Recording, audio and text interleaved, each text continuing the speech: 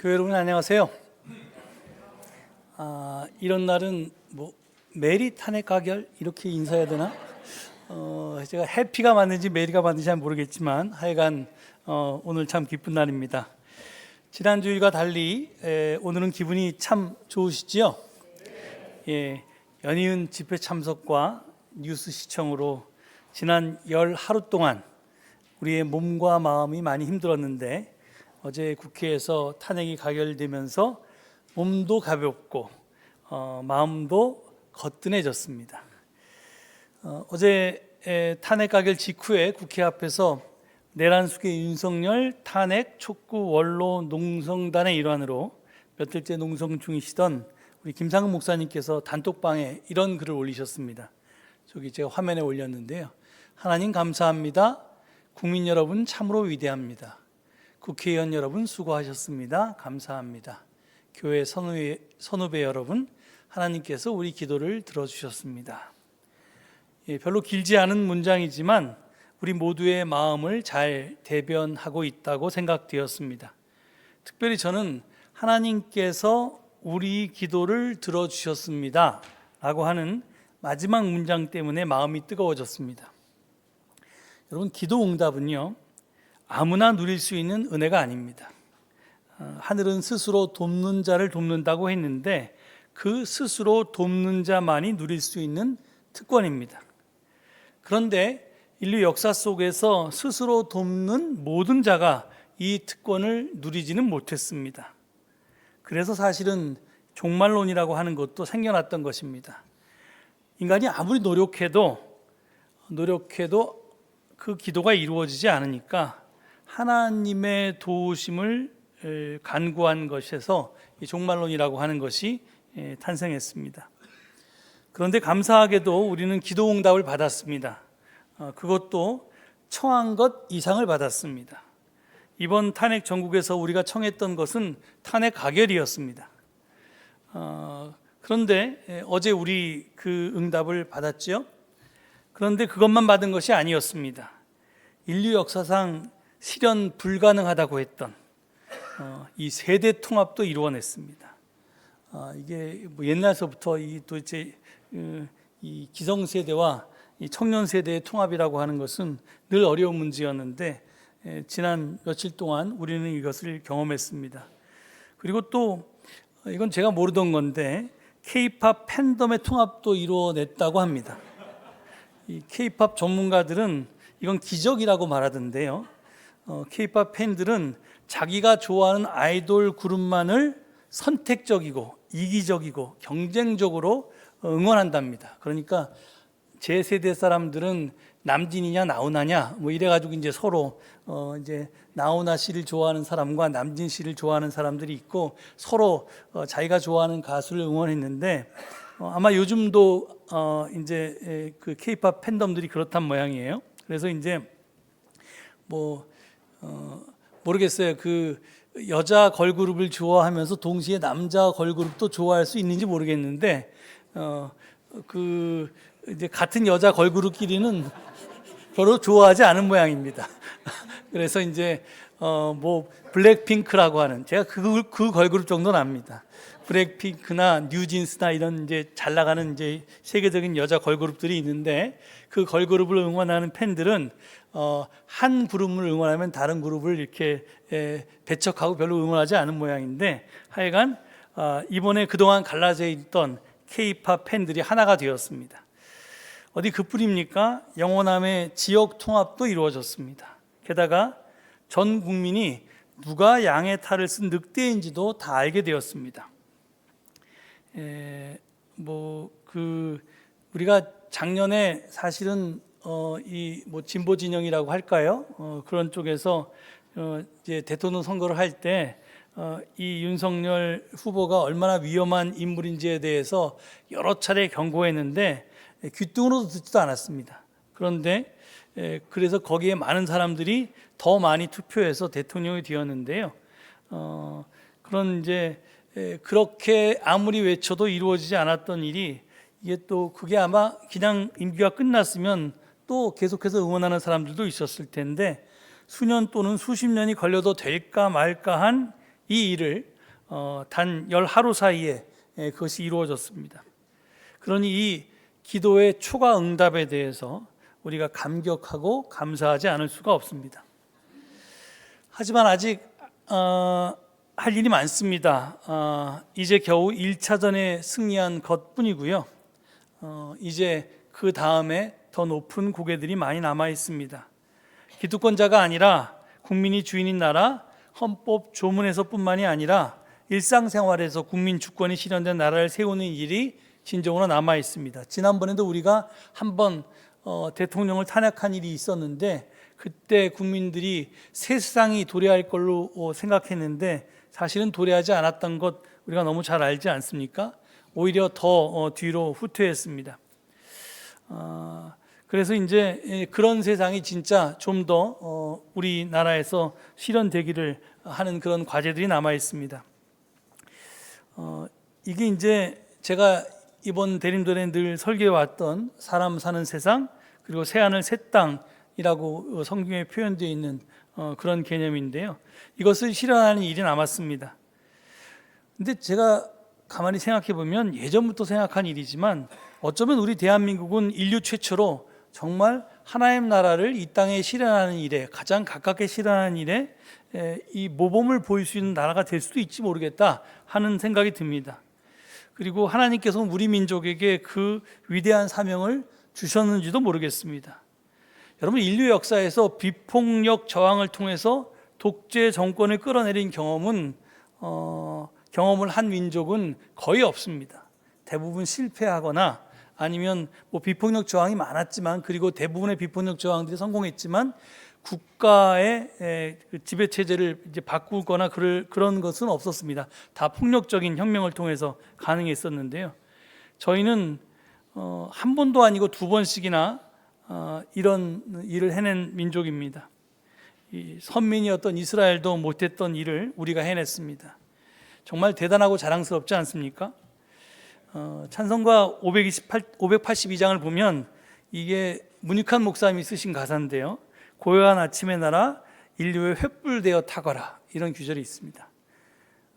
진짜 우리 이 고요한 아침의 나라가 인류의 횃불이 되어서 정말 민주주의가 뭔지 세계에 이렇게 가르쳐주고 또 다른 나라가 따라오는 그런 횃불이 향도가 되면 좋겠습니다.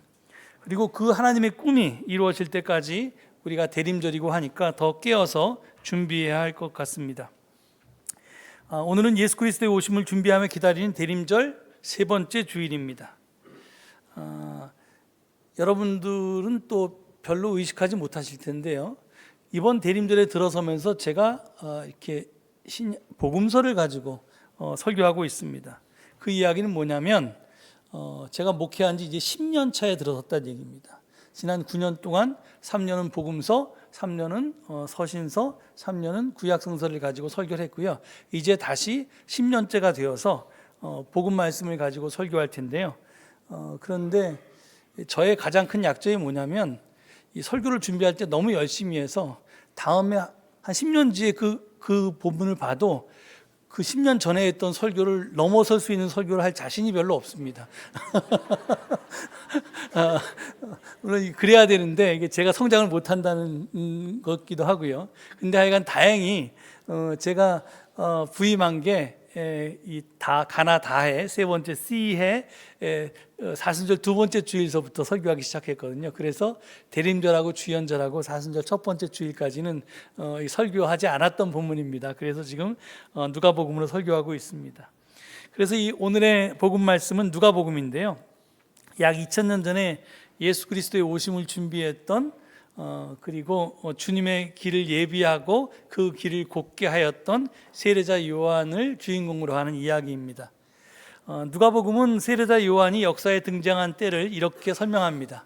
여기 보면 디베rio 황제가 왕위에 오른 지 15째 해, 곧 본디오 빌라도가 총독으로 유대를 통치하고 헤롯이 분봉왕으로 갈릴리를 다스리고 그의 동생 빌립이 분봉왕으로 이두레와 드라고닛 지방을 다스리고 안나스와 가야바가 대제사장으로 있을 때 하나님의 말씀이 광야에 있는 사가랴의 아들 요한에게 내렸다. 예, 이 디베리오 황제가 누구냐면 로마 제국의 제2대 황제인 티베리우스입니다. 성경은 좀 이렇게 영어나 라틴어의 이름을 좀 약간 달리 이렇게 표현하는데 하여간 티베리우스입니다. 그는 초대 황제였던 아우구스투스에 이어서 기원 후 14년부터 37년까지 로마 제국을 통치했습니다. 예수님이 태어날 때는 아우구스투스가 로마 제국을 통치했었고요. 그리고 헤롯 대왕이 이스라엘을 통치했었습니다. 하지만 헤롯 대왕이 죽자 이스라엘은 분할되어서 세 아들에게 맡겨졌습니다. 이들을 분봉왕이라고 합니다. 그러니까 헤롯은 왕이었는데 사실은 헤롯의 영토가 나뉘어져서 그냥 이제 뭐 이렇게 조그만 영주 정도, 영주보다는 좀 컸는데 하여튼 그런 그렇게 영토도 줄어들고 권한도 줄어들기 때문에 분봉왕이라고 부릅니다. 그런데 그 분봉왕 중에서 유대 지방을 통치하던 큰 아들 헤롯 아켈라오는 하도 독재를 해서 곧 폐위가 되었고요. 로마 제국이 총독을 직접 파견해서 다스렸습니다. 직할 통치를 했습니다. 세례자 요한과 예수님이 활동할 당시의 총독은 본디오 빌라도였습니다. 한편 갈릴리를 다스리던 분봉왕은 헤롯 대왕의 둘째 아들인 헤롯 안티파스였습니다. 그래서 오늘 성경에 나오는 헤롯은 바로 안티파스를 가리킵니다. 아버지 헤롯 대왕처럼 그는 이제 좀 유대인의 왕이라고 하는 좀 큰 영토와 권한을 갖고 싶어 했는데 그러지를 못해서 겨우 갈릴리와 이두메 지방만 다스릴 수가 있어서 그는 이스라엘 전 영토를 다스리는 그런 아버지와 같은 그런 왕이 되는 것을 꿈꿨습니다. 그래서 로마 황제를 찾아가서 뭐 뇌물도 바치고 온갖 아부도 했습니다. 그래가지고 그는 나사렛에서 멀지 않은 곳에 있던 도시 세포리스를 재건해서 처음엔 수도를 삼았었는데 불과 20년도 지나지 않아서 갈릴리 호숫가에 새로운 도시를 건설했습니다. 그리고는 당시 황제의 이름을 따서 그 도시의 이름을 디베리아, 즉 티베리아스라고 정했습니다. 그러니까 제가 아까 티베리우스가 로마 2대 황제라고 그랬잖아요. 그러니까 황제에게 그 도시를 바쳤던 것입니다. 그렇게 해서라도 그는 이제 이스라엘의 유대인의 왕이 되고 싶어 했습니다. 이 두 번에 걸친 대토목 공사로 막대한 예산이 소요됐으면 불을 보듯 뻔합니다. 그는 건설 사업에 필요한 재원을 마련하기 위해서 이 갈릴리와 베레아의 어민과 농민들을 수탈했습니다. 당시 갈릴리 전체 인구가 15만 명이 채 안 되었다고 하니까 그 거대한 고대 도시를 건설하기 위해서 갈릴리 민중들이 겪었던 억압과 수탈의 현실이 어떠했을지는 보지 않아도 잘 알 수 있습니다. 또한 그는 유대인의 왕이 되기 위해서 유대인들의 선심도 사야 했는데요. 그러니까 로마 제국 황제에게만 잘 보일 게 아니라 유대 백성들에게도 잘 보이기 위해서 그래서 자기가 원래 결혼했던 신부는 이 나바테아 왕국 출신의 아랍인 아내였는데 그 아내하고 이혼을 하고 하스몬 가문의 신부 마리암의 손녀인 헤로디아하고 결혼했습니다. 근데 그 헤로디아가 자기 동생의 와이프였습니다. 그래서 강제로 이혼을 시키고 그리고 이제 자기 부인으로 데려왔습니다. 이것을 이제 세례자 요한이 비판했던 것으로 성경에 나와 있습니다. 그래서 누가는 로마 황제 디베리오와 유대 총독 본디오 빌라도 그리고 분봉왕 헤롯 안티파스와 헤롯 빌립을 언급한 후에 두 명의 대제사장을 언급합니다. 당시 유대교 성전 체제에서 가장 두드러진 인물은 안나스와 그의 사위 가야바였는데요. 그들은 명문 사제 가문 출신으로 특권과 부를 누리고 있었습니다.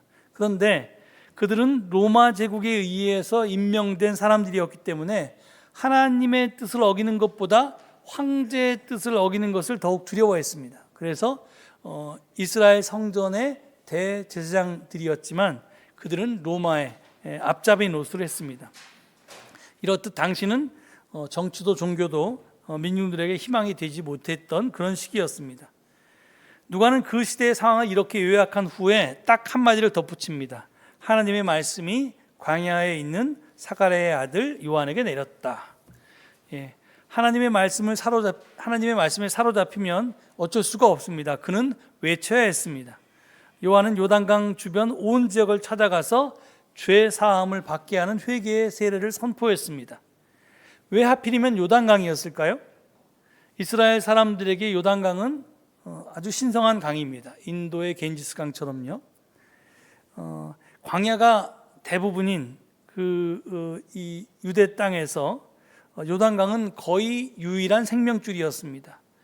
이스라엘의 최북단의 우뚝 솟은 해발 2743m의 헤르몬 산에서 발원을 해서 유대 땅 한복판을 남북으로 가르며 흐르는 이 강은 갈릴리 호수를 지나면서 강폭이 넓어지고 그리고 세계에서 가장 낮은 요단 계곡을 타고 흐르다가 마침내는 사해에 이르게 됩니다.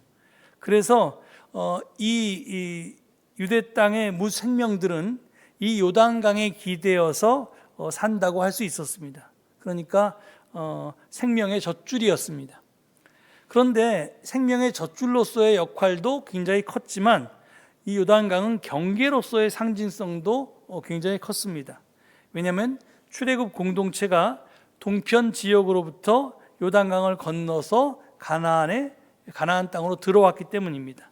그래서 요단강은 옛 삶을 이집트의 노예 같은 삶 또는 광야에서 헤매던 광야 백성의 삶, 이런 삶을, 과거로부터의 삶을 벗어나서 청산하고 새로운 삶으로 진입해 들어가는 그런 문지방이라고 하는 상징성도 갖고 있었습니다. 요한이 요단강에서 세례를 베풀었다는 사실 자체가 이러한 상징을 내포하고 있습니다. 그는 새로운 삶의 길로 그 백성을 부르고 있었던 것입니다. 그리고 한 가지 더 주목해야 할 것은 그가 베푼 세례의 의미입니다. 누가는 그것을 죄 사함을 받게 하는 회개의 세례라고 요약하고 있습니다. 그런데 이게 이상하지 않습니까? 죄를 용서받기 위해서는 당시에는 예루살렘 성전이 버젓이 존재했습니다. 그리고 하나님께 죄를 용서받으려면 사람들은 성전에 가서 제물을 바쳐야 했습니다. 그리고 제사를 드려야만 했습니다. 이것이 당시 사람들의 상식이었습니다. 그런데 죄 사함을 받는 다른 길이 있다고 세례자 요한은 선포했던 것입니다. 그게 성경의 주장이죠. 요한의 세례는 민중들에게 희망이 되지 못했던 성전 체제, 오히려 하나님을 두려워하기보다는 로마 황제를 더 두려워했던 대제사장과 그 하수인들인 사제들이 집전했던 그 제사가 아니라 그 성전을, 예루살렘 성전을 부정하고, 예수님이 나중에 그걸 강도의 소굴이라고 하잖아요. 그렇게 부정하고 소위 이제 그 반성전, 안티템플, 이 반성전의 의미로서 요단강에서 세례를 주었던 것입니다. 그러니까 이거는 뭐 당시에 뿐만 아니라 우리에게도 심각한 도전입니다. 과연 오늘날의 교회 안에도 구원이 있을까? 어저께 제가 깜짝 놀랐는데, 저는 이제 그 설교 준비한다는 핑계를 대고 이제 저 여의도에 제 아내하고 아들만 가고, 저는 이제 뉴스를 집에서 보고 있었는데, 그래서 채널을 막 돌려봤습니다. 그랬더니 이 보수적인 채널 이게 종편에 보니까 광화문도 비치더라고요. 근데 여의도만 비치는 뭐 MBC나 JTBC하고 달리 광화문을 비친 장면도 비쳤는데 생각보다 상당히 많은 사람들이 모여 있었습니다. 그러니까 그 사람들의 또 대부분은 교회 다니는 기독교인들 아닙니까? 태극기 부대. 그걸 국민들이 보고 도대체 어떻게 교회에 나올 수 있을까? 정말 심히 두렵고 떨렸습니다. 우리 과연 지금 젊은 세대들이 교회에 희망을 두고 나올 수 있을까 하는 걱정이 들었습니다. 하여튼 그래서 이 기존의 성전 체제에 대한 반대의 의미로 요한은 세례 운동을 벌였던 것입니다. 요단강에서 이 광야의 소리였던 요한의 우정찬 목소리가 사람들의 안일한 일상을 뒤흔들어 깨웠습니다. 그가 전한 메시지는 인간의 양심을 깨우는 말이었습니다. 선민이라는 자부심, 교인이라는 자만심은 때로는 하나님의 뜻을 깨닫지 못하게 하는 장벽이 되기도 합니다. 그런데 요한에게 나온 사람들이 하나님에 대한 경외심을 가지고 요한에게 물었습니다. 그러면 우리는 무엇을 해야 합니까? 이걸 제가 오늘 증언의 제목으로 삼았는데요. 요한은 복잡한 신학 이론을 전개하지 않고 아주 단순 명료하게 답합니다. 11절을 보면 속옷을 2벌 가진 사람은 없는 사람에게 나누어 주고 먹을 것을 가진 사람도 그렇게 하여라. 저것을 성경 원어로 이게 그냥 옷이라고 번역해야 되는지 속옷이라고 번역해야 되는지 성경 버전마다 약간 다르긴 하는데 많은 성경이 속옷이라고 번역했습니다. 그런데 이게 이스라엘은 일교차가 굉장히 큽니다. 그러니까 사막 지방이기 때문에 광야이니까. 그러니까 낮에는 햇빛을 받아서 막 그 대지가 뜨거워지고 밤에는 해가 지면 이제 땅이 식기 때문에 금방 식기 때문에 이제 춥니다. 그래서 굉장히 춥기 때문에 낮에 해가 굉장히 위협이 되고 밤의 달, 그러니까 밤의 추위가 굉장히 위험이 됩니다. 그렇기 때문에 낮의 해와 밤의 달이 너를 해치 못한다는 시편의 말씀이 있는 것입니다. 근데 일교차가 큰 그 이스라엘에서 겉옷은 밤에 입을 역할을 합니다. 그래서 생존에 없어서는 안 될 필수품입니다. 이런 이유로 출애굽기 22장 26절은 너희가 정녕 너희 이웃에게서 겉옷을 담보로 잡거든 해가 지기 전에 그에게 돌려주어야 한다 이렇게 명하고 있습니다. 근데 속옷은 어때요? 아마 지금 제 세대보다 조금 윗세대는 지금은 속옷 안 입고 다니는 사람 없죠? 속옷이 필수품이지만 예전에 시골에서 아이들이 냇가에서 그걸 뭐라 그러죠? 물놀이 할 때 이게 겉옷 벗고 그냥 이게 속옷 전혀 안 입은 상태에서 발개 벗고 수영하는 모습 여러분 아마 보셨을 겁니다. 그게 속옷 안 입고 살았어요. 사실은 많은 사람들이 지금이야 그거 없으면 큰일 나는 줄 알지만 그거 없어도 살 수 있었습니다. 지금은 필수품이지만 그때는 그렇지 않았다는 얘기입니다. 이게 사치품은 아니었어도 형편이 어려우면 못 입고 다니기도 했습니다. 그리고 보통은 우리는 그래요. 이스라엘은 좀 건조한 지방이기 때문에 그냥 빠르면 1시간 만에 마르는지 모르겠어요. 그렇지만 우리는 이제 습도가 높은 데서 살고 있기 때문에 이게 속옷을 빨면 그래도 하루는 또는 반나절은 말려야 되니까 적어도 2벌이 있어야지 그래도 교대로 입을 거 아닙니까? 그래서 이제 2벌 가진 거는 이게 사치품이 아니라 어쩌면 또 속옷이 꼭 필요한 사람들에게는 필수품일 수도 있습니다. 그런데 지금 요한은 속옷 2벌 가진 사람은 없는 사람에게 나누어 주라고 얘기합니다. 나도 2벌은 필요한데. 또 먹을 것을 가진 사람도 그렇게 하라고 말합니다. 이 말은 너의 여유분을 가난한 이웃과 나누라는 말이 아닙니다. 남는 것을 이웃과 나누라는 말이 아니고 너에게 필요한 것이라도 이웃과 나누라는 말입니다. 야, 이거 너무 부담스럽지 않습니까? 이게 나도 꼭 필요한데 이것까지 나누면 나는 그럼 속옷 빨았을 때 뭐 입고 살라는 얘기인가? 나는 저녁 먹고 이제 내일 아침이 끼니가 걱정인데 그럼 어떻게 먹고 살라는 얘기인가? 이게 심히 걱정이 됩니다. 근데 만약 이게 불가능하다면요, 나눔은 여유가 있을 때만 가능한 행동입니다.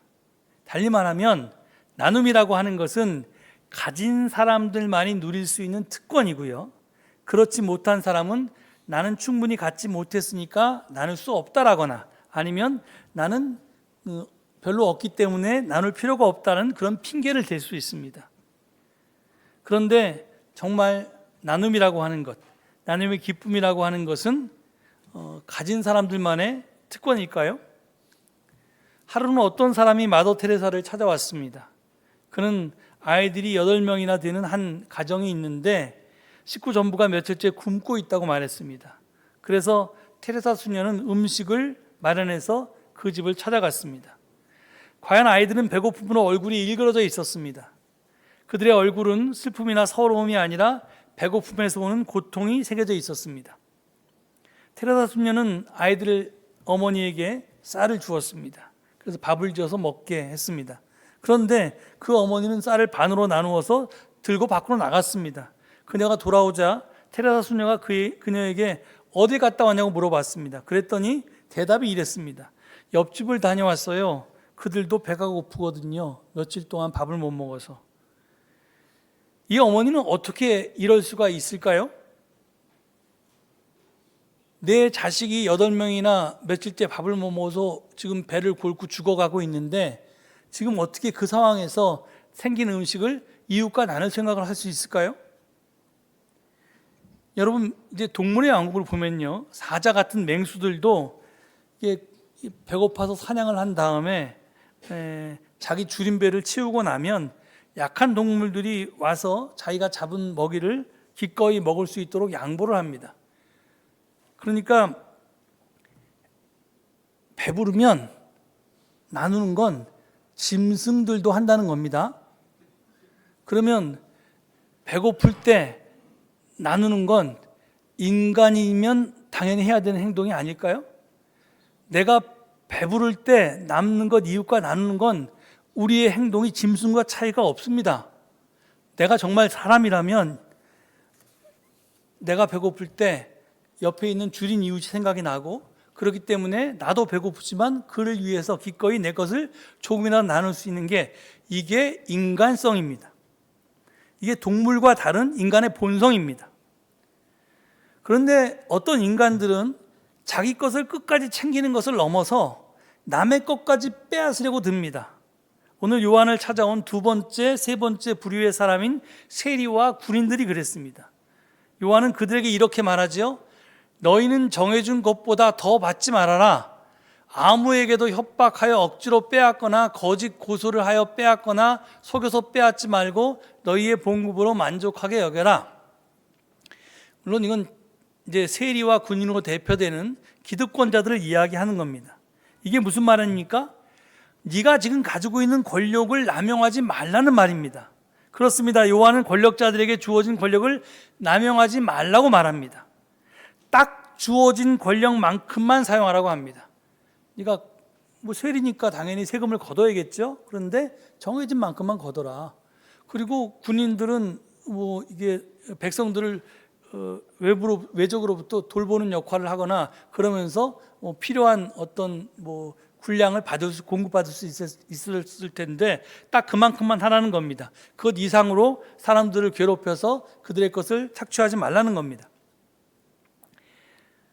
그런데 제가 이 말을 들어보면 이게 뭐 권력 있는 사람들에게는 그 딱 주어진 권력만큼만 사용하라고 하고, 이 권력이 없는 군중들에게는 가진 것까지 다 나누라고 하면 이게 너무 좀 불공평하지 않나 하는 생각도 듭니다. 이게 둘이 좀 모순되지 않나 하는 생각이 든다는 겁니다.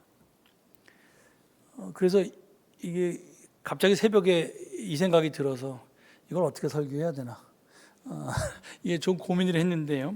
근데 이제 뒤에 있는 말씀이 저를 좀 해방시켰는데, 세례자 요한은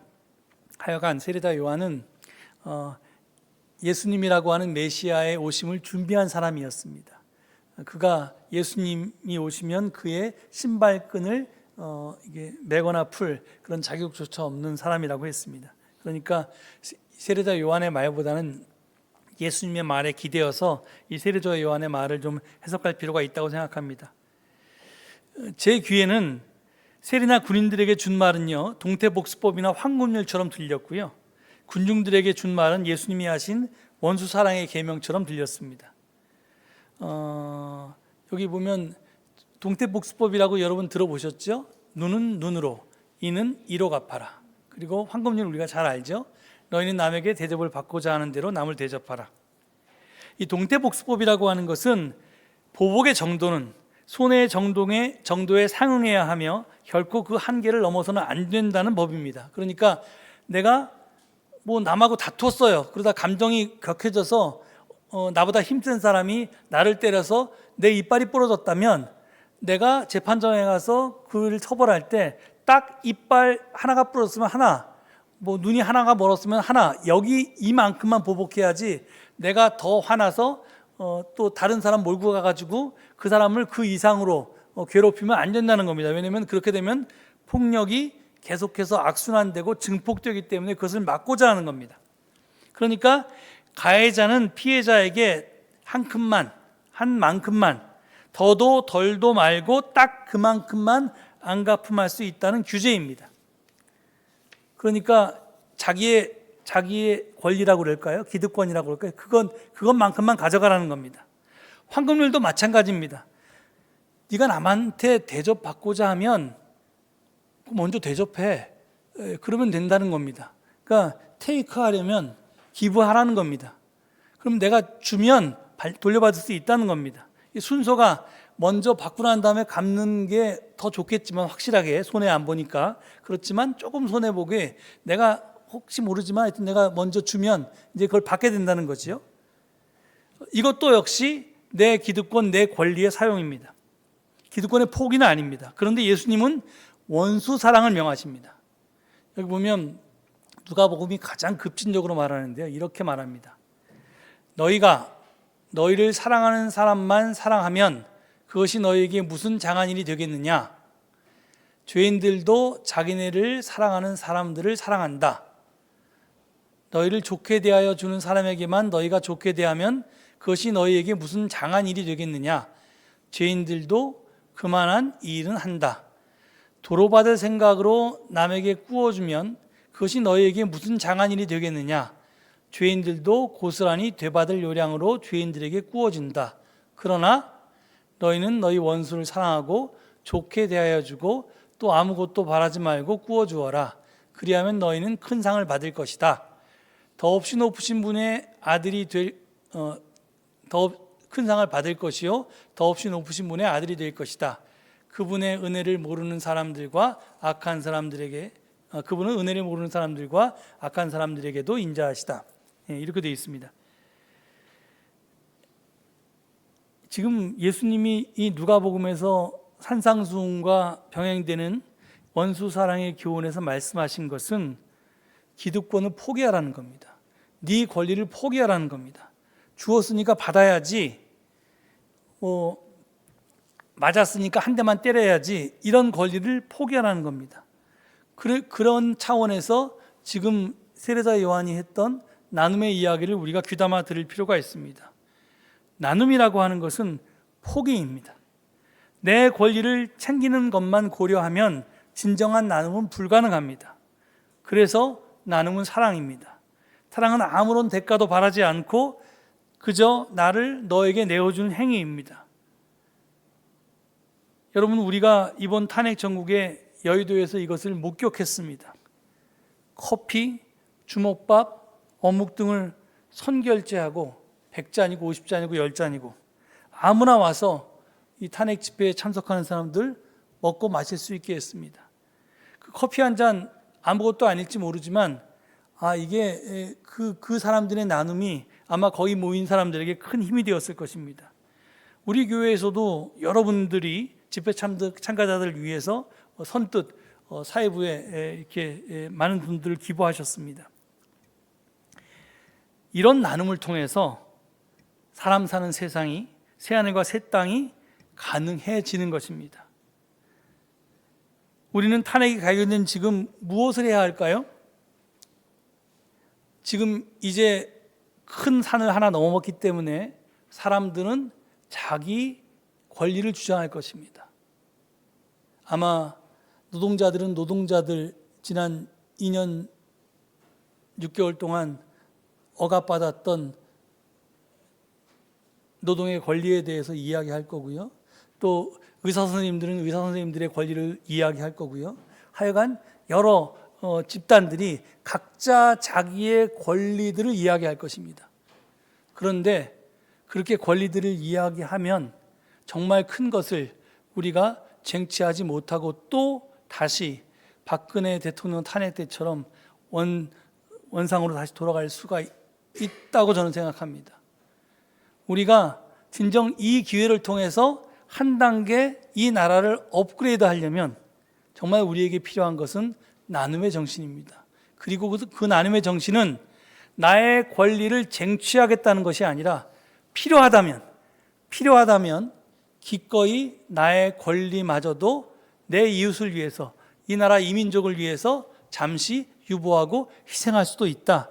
이런 자세를 가져야지만 가능할 것입니다. 그래야 우리가 바라는 새하늘 새 땅, 사람 사는 세상이 하나님 나라가 실현될 수 있을 것입니다. 예수님은 다시 우리에게 오늘 말씀을 통해서 하나님은 우리에게 말씀하십니다. 우리는 무엇을 해야 합니까? 각자의 삶의 자리에서 기꺼이 자기가 할 수 있을 만큼, 제가 늘 얘기하죠. Do what you can, what I can. 내가 할 수 있을 만큼을 기꺼이 하면서, 포기하면서, 내 권리 주장을 하지 않으면서 예수 그리스도의 오심을 깨어서 준비하는 우리 모두가 될 수 있기를 간절히 축원합니다. 이 말씀을 되새기시면서 잠시 침묵 가운데 기도하시겠습니다.